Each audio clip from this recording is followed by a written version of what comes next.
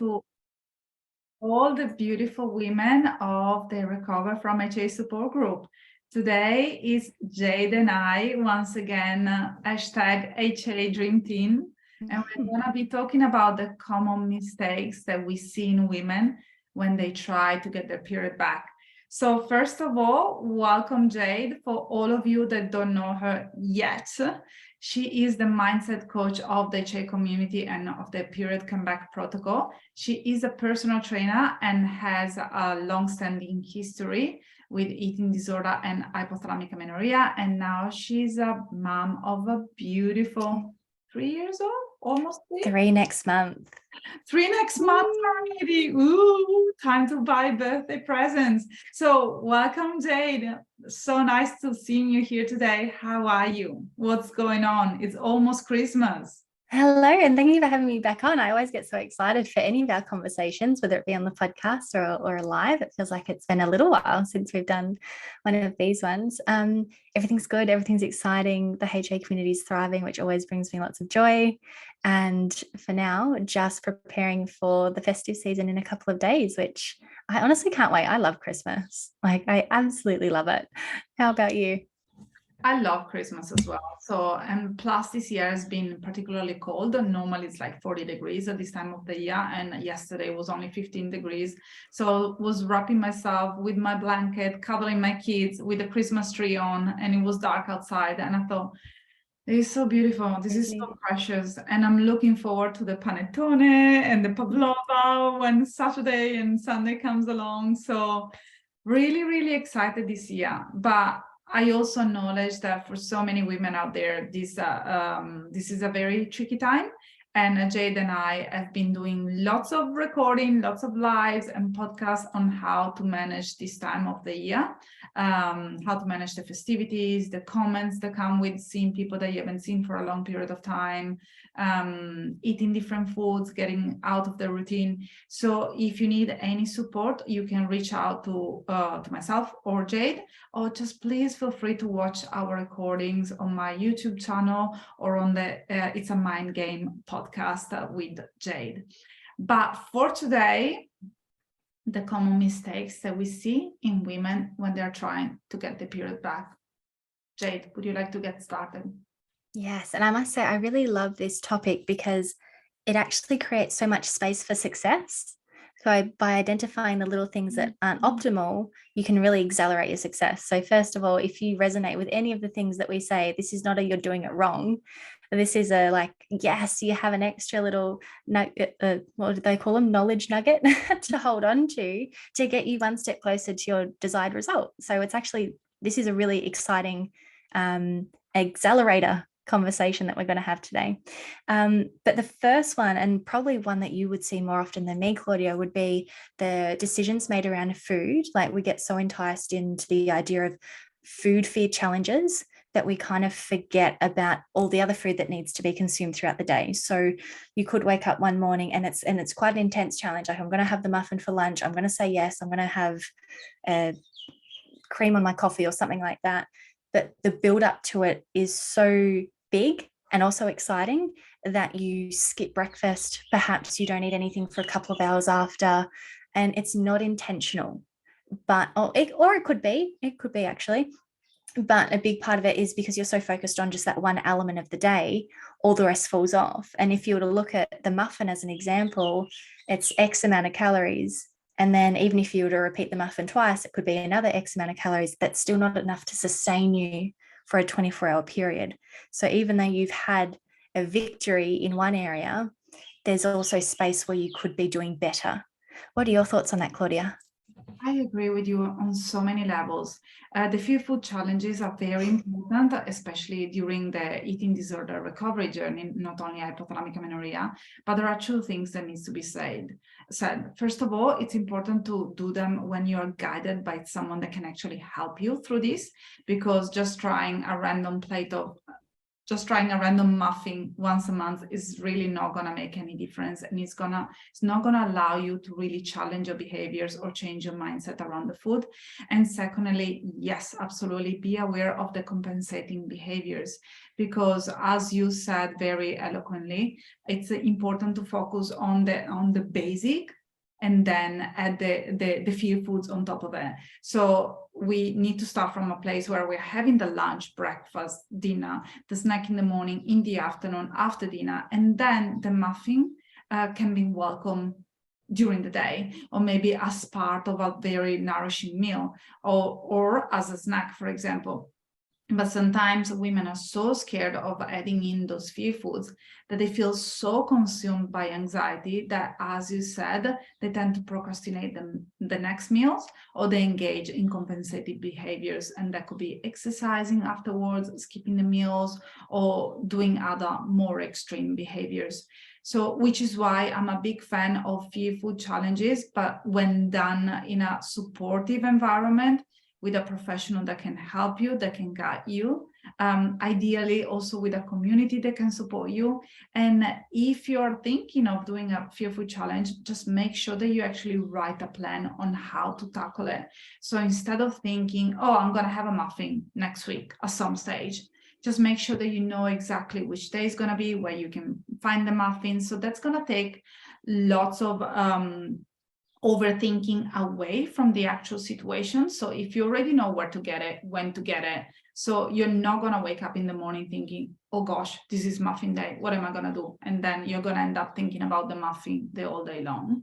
And also make sure that on that specific day and the day before and after, you still engage on those behaviors that are actually helping you to restore your hormones and your mental health, meaning have the meals, have the snacks, take the supplements, and absolutely prioritize rest amongst anything else. Anything else that you would like to add, Jade, on this specific topic? I was just going to say that's one thing that has been consistently shared amongst women that have worked with you, is that they actually enjoy having some form of a template as to how they should be eating throughout the day. And obviously the ingredients on that's flexible, like you're very accommodating to where the person's at, where they want to be, where they're at with their own health circumstances. But it can really calm the mind just to have a basic template that then you can get really creative with, adding few foods if you want to or not. But so you're not overthinking everything all the time. It's like, all right, this is the base, this is what we're going for.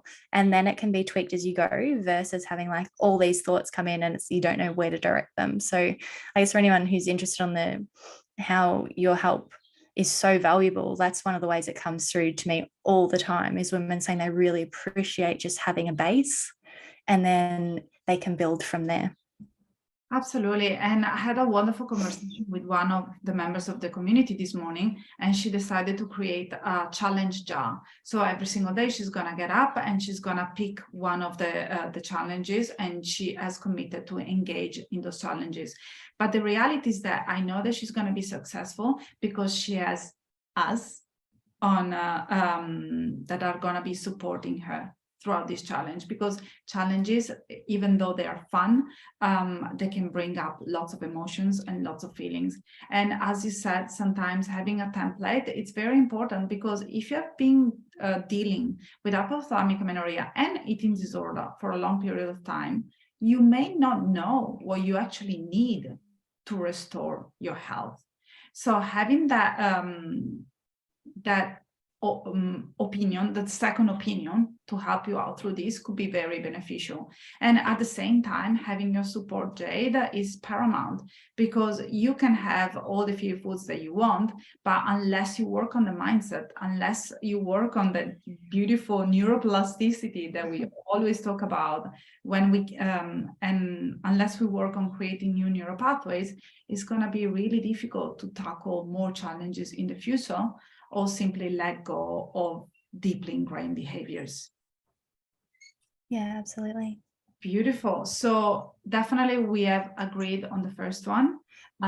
Make sure that if you decide to engage in a food challenge, that you do it in a supportive environment with a plan. And first of all, most of all, don't cheat yourself. meaning that fantastic that you had the muffin, but what else?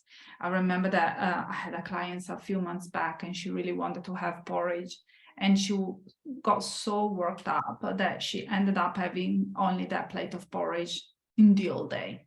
And that's a clear example of a food challenge that didn't go well. And that's when she tried to do it on her own. So after we started working together and after she started being part of the community, she learned different tools and mechanisms on how to cope with the anxiety and how to actually handle a real food challenge. Second mistakes that we normally see. What is it, Jade? Exercise, one of our favorite things, but it can make or break us in this scenario. Hey, so of course, you know, Claudia and I both love to encourage movement for as long as possible, and depending on the person's individual circumstances, because as we know, some women can recover while still weightlifting and some women need to just be doing walking and yoga. But I guess the main one that comes to mind when we talk about exercise is this idea that I'm all in, quote unquote, idea of like, I've given up my gym membership, I'm not going to basketball, tennis, squash, netball, whatever sport it is you play. I'm taking a step back from doing really intense hikes. Like you're reeling it in, right? You want to get your period back, you know what you got to do, and you're committing to just walking and yoga, which we know are really supportive forms of movement during HA recovery and are most often encouraged because they're really good for our physical and mental health. But where the problem lies is when someone, and this happens a lot, like really common, where women will come to both of us and go, yeah, but I'm only walking and doing yoga. And then you start to ask some more questions. What kind of walking? Oh, well, I'm still getting my 25,000 steps a day, or I'm still getting my 15,000 steps. And those step counts are quite excessive for one. Or I'm just doing yoga. It's HIIT yoga, Bikram yoga for 2 hours. Sometimes I do a double. And off the cuff, it sounds super basic. I'm only walking and doing yoga. And you go, oh, well, that's a really good HA recovery balance of exercise. But then you get into the nitty gritty of it, and it's actually not supportive at all. You're actually exerting a lot of energy for both of these methods.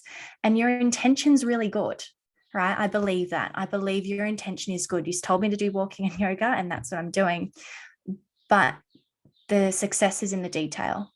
And if you're making such decisions around exercise and you're finding that your hormones aren't changing, your period hasn't occurred, that's when you need to dig deeper into those kind of questions around, well, hang on, how supportive is this type of yoga? How supportive is this step count? And is it really creating the space for success that I want? Or is it allowing me to feel the control that I still am holding on to? Yeah. And the way that I see it is like having someone that comes to me saying, Claudia, I just want to build a $500,000 business within 6 months. And I just want to work a couple of hours a day. And then the person comes back to me after a month telling me, I'm really upset because I really want to make the 500,000K, but I haven't made 1,000K yet. And whilst still working 2 hours a day. So it's basically wanting the two things, but not getting anything in return. I don't know if this analogy actually made sense. It made lots of sense in my mind, but to be honest. But sometimes it's very important to get real, meaning that if your reproductive system is shut, if your blood test results are coming back showing that you currently have hypothalamic amenorrhea, if you're feeling lethargic, if you're always thinking about when is the next time that you're going to fit in an exercise session, or if you feel prompted to go for a walk, if you're almost addicted to walking, if you don't feel complete unless you have exercise, that already rings like a red flag to me. Because if we look at a person that has never experienced any form of addiction towards exercise and food, some days they do exercise, other days they wake up, they don't have the energy, they roll around, they go back to sleep. They don't put the alarm clock every single morning at 5 o'clock and they drag themselves out of sleep, out of the bed to go to a session, even when they work full time during the day, or they have children, or they have a busy, hectic social life, and they don't have a period. Am I making sense, Jade? Yeah, it's like one that really, if you've got a good relationship with exercise, you want to have the capacity to be spontaneous. So rather than this, I can't enjoy my day without it, it has to be at this time, it has to be X amount of times a day for X amount of minutes, blah, blah, blah, blah. Instead, it's more of a, oh, look, I've woken up feeling $1,000,000, I'm up on time, I'm ready to go. Or, wow, I've woken up, I really don't feel good, I'm going to sit this one out, maybe I'll go tomorrow. You want to be in a position where you can make your decisions based on how your body's talking to you. And that could even be for a walk. Like you might have already gone for a walk in the morning and go, oh my gosh, I really need to stretch my legs. And then you go for a 10-minute walk, right? And it's not, well, if I go for a walk, it has to be 5K. Like that's the rule. Like, no, you went for a walk because you just need to clear your head. And it turns out it just takes 10 minutes to clear your head. And it's being in tune with that rather than always having expectations attached to the exercise of choice, because that's probably the next biggest piece. It's like, but if I walk, it has to be 10,000 steps, and if I start weights training, it has to be a 1 hour session. Or it's like getting clarity on that. And I find it a lot in women that might have been competitive athletes, or a lot in like bodybuilder athletes as well, where because their training regime for their end goal was so intense, they apply that same rigidity to their HA recovery. But the reality is you were training that way for a competitive sport. Now you're training in a way that's meant to help you recover your period.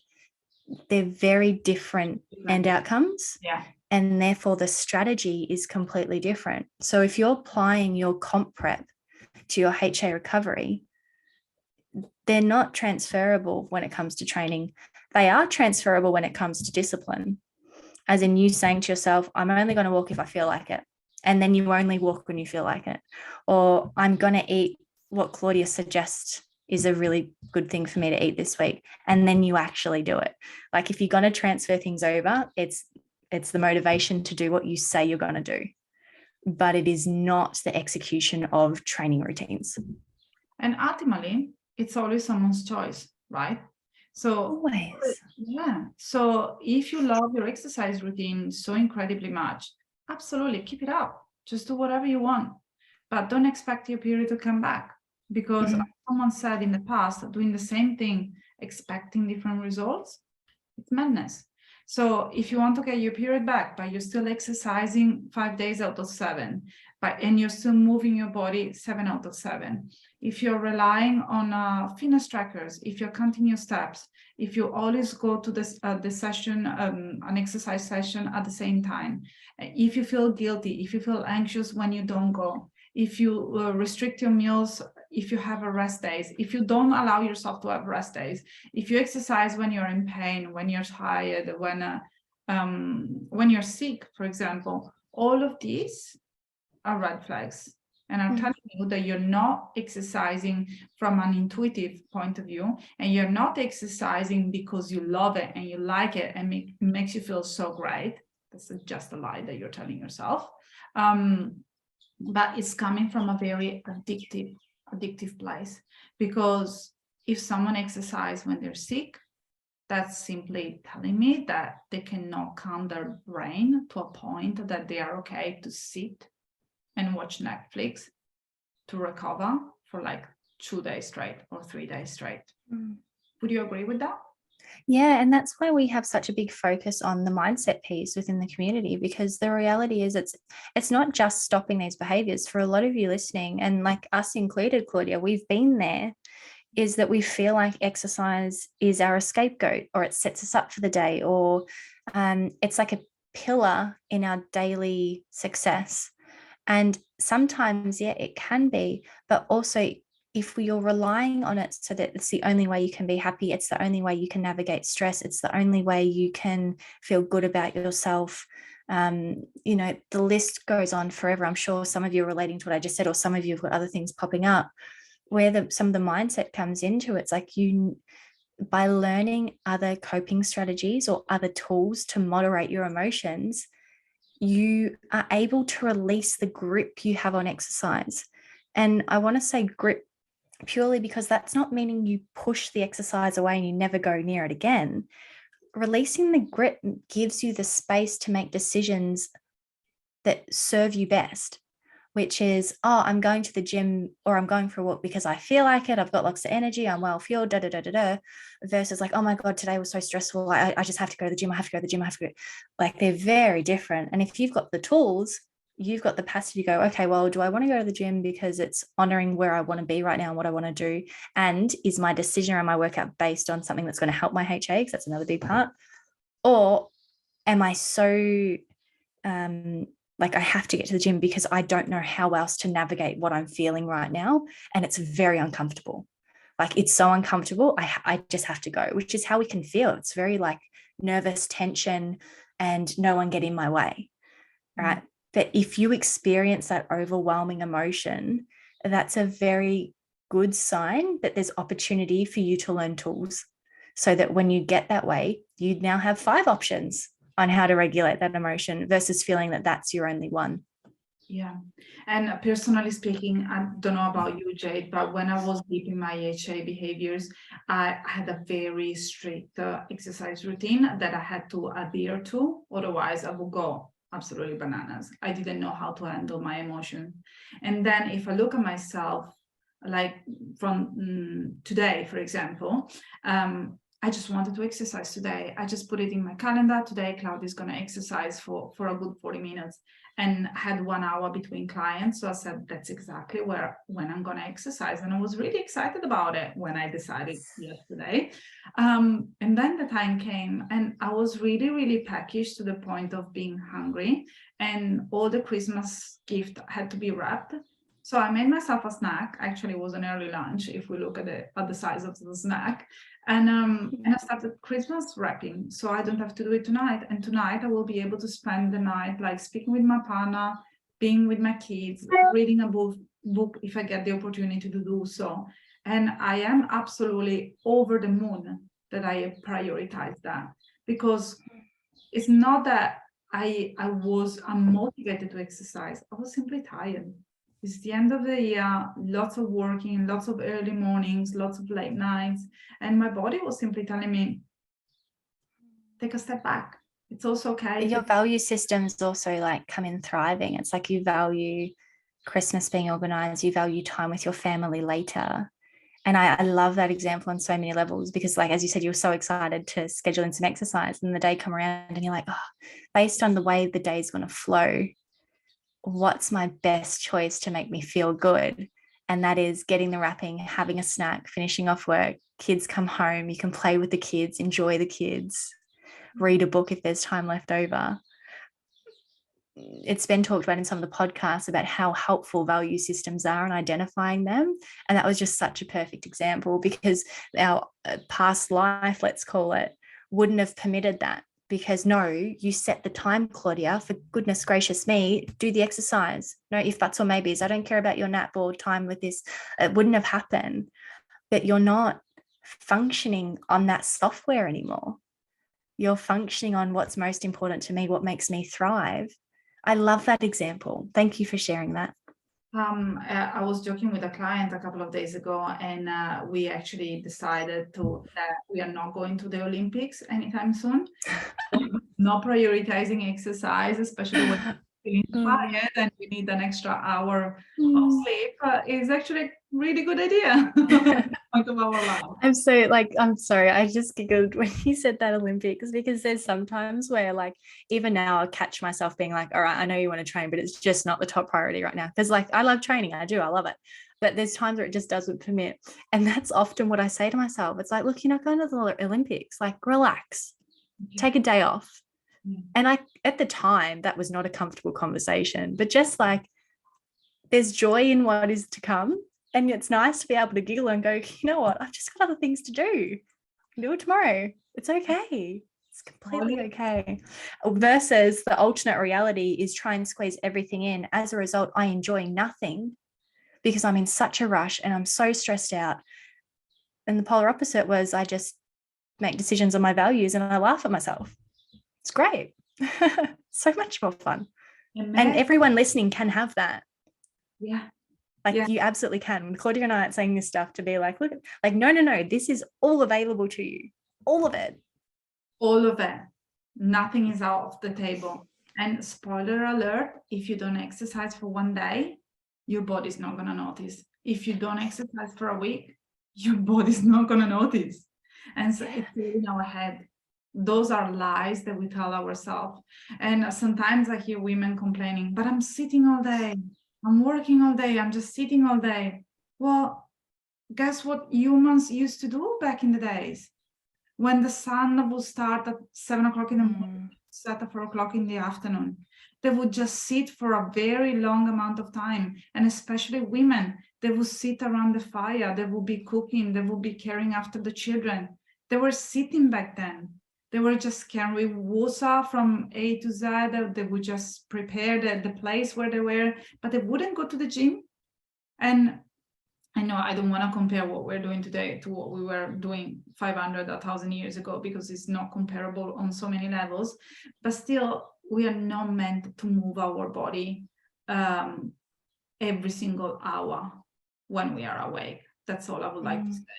And those on the like training goals sort of things, if you actually look at some of the best research, allowing time to rest is what allows for your muscles to grow and for your body to recover.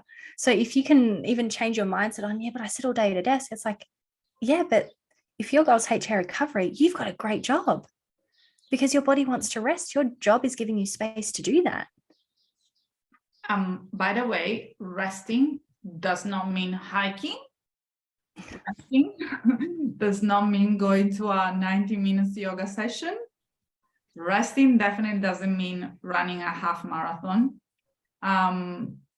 Yeah, I think that it was just worth mentioning. And I know that this topic is gonna relate to so many women, and get real, really, to all of you listening, get real with your values and to the actions that you're taking every single day. And if you have identified a few behaviors that you don't, you dislike at the moment and you need some support, just let us know. And this is gonna really connect us beautiful to the last thing that we would like to discuss today. And by the way, there are many common mistakes that we can actually talk about, but today we really would like to iron on these three. So what's the last one that we're gonna discuss today, Jade? Who you trust for HA recovery. And obviously, Claudia and I are advocates for a support group, whether it be professionally and like a community, friends, family, all that. We are advocates for support, 100%. But I think where it's so easy to go wrong in this scenario is when you trust people with like literally a condition that one, they know nothing about. It could have been the first time they've ever heard of it. And that probably would come more in the shape of friends or family. But if I'm going to be a little bit more picky, because it's definitely something I considered when asking for help during my HA recovery, was when you're asking for help off practitioners, asking, have they heard of HA? What do they know about it? Have they helped anyone with it? Because everyone listening knows how varied the process can be for someone to get their period back. And if someone's not, the person helping you isn't well versed in it, it's very easy for them to suggest one sort of cookie cutter method that might not serve you. Where if you've got someone who's well exposed to HA recovery and they've worked with a lot of different women, they're so much more helpful and versatile in the information that they can provide you. So mine comes, I guess, on two tiers. Is one, friends and family. And even though their heart's in the right place by giving advice, really question the merit to what they're saying to you. And second of all, if you are going to invest in other services, make sure that the people you're asking are well informed about what you're going through right now. What do you think, Claudia? Well, I always give the example of my old naturopath, and she was very experienced in fertility, but she didn't know anything about HA. She was really focusing on PCOS back at that time. She was actually writing a PhD on PCOS, and back then I was misdiagnosed with PCOS. So here I am spending $1,000 on supplements, which I didn't need. The reality is that I needed someone to help me through the journey. to help me to understand what physical restoration meant, how to exercise, and how to change my thoughts around hypothalamic amenorrhea. So friends and family, fantastic support. And some of the women in the HA community, they support each other so beautifully by private messages or in the community itself and during the group calls. But once again, they're accountability buddies. So they're not a real support, and at least they know about HA. But if you're talking about your own experience to your boyfriend or husband or male friend, for example, they don't even have a menstrual cycle. How would they know to interpret what you're telling them? Also, friends, family members, they've all been living and thriving into diet culture. So most of the messages that I've heard for all their life, it's really poached into diet culture. So it's like a tea bag inside the water. That's how I imagine diet culture. And you're like that little tea bag in the middle. So just make sure that you speak with people that really understand what you're going through. And I hear so many women having that strained relationship with their mom because the mom were brought up in the 70s and 80s where diet culture was ubiquitous. So always make sure that you speak with the right people and you decide with whom to share and what. And in regards to professional experience, absolutely. I had this client in April. So she was coming, she was an inpatient and then she was on parental feed. She went to see an endocrinologist and the endocrinologist told her, you're not going to be able to get your period back naturally. So just forget about it. Let's start medication. We worked together. She got her period back in 4 months. And when we started working together, she was still on parental feed. So, and I remember that we had a giggle and we said, just go and ring that endocrinologist and tell him to F off. Because, it's, not everyone is ready to listen. Not everyone is ready to get out of their way to help you with your journey. So make sure that you find a professional that is certified, that is not based the recovery journey only on their own personal experience. Just make sure that whoever you're going to be talking to knows a lot about mindset, knows as well about how to interpret your food diary, and knows exactly what you're talking about, because otherwise you're gonna always find yourself in the same position of feeling really lonely, misguided, and misheard, which is the worst place where to be. Sorry, Claudia, just for anyone who doesn't know, parental feed, what's that? It's the TPN. So it's when they decide to put a tube inside of you so they can feed you. They can simply feed you and keep you alive. And that's normally happens with women that present with a severe undernourishment. Which is the client you were talking about. Yeah. Can I also add something very quickly now that I mentioned undernourishment? Another common mistake, very quickly, is thinking that you need to be undernourished to be suffering from hypothalamic amenorrhea. And out of all the people that we have seen over the past 12 months, only a few of them were on a low BMI, and most of them were in a very healthy BMI. So please just keep that in the back of your mind if you're listening. That's definitely becoming more common, because I feel like I'll make it super quick, but I feel like especially when I first started entering in the coaching realm of HA and podcasting and whatnot, it was a lot more lower BMI coming through.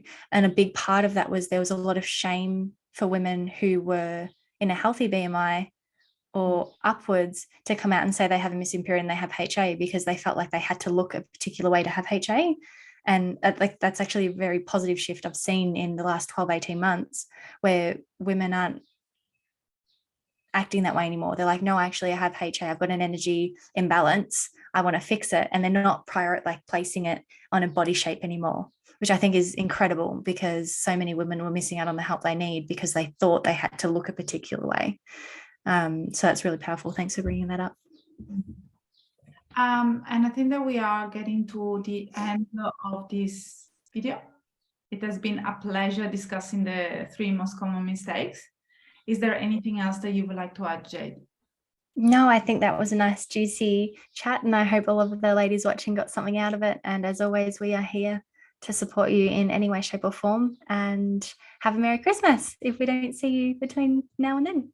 Absolutely. And if you're watching this or if you're listening to this later on and you're resonating, just share with us, share your thoughts. Let us know what's going on in your life and let us know if we can help you in 2023 to get your period back and maybe make space for a baby, which is always very welcome in some women's life.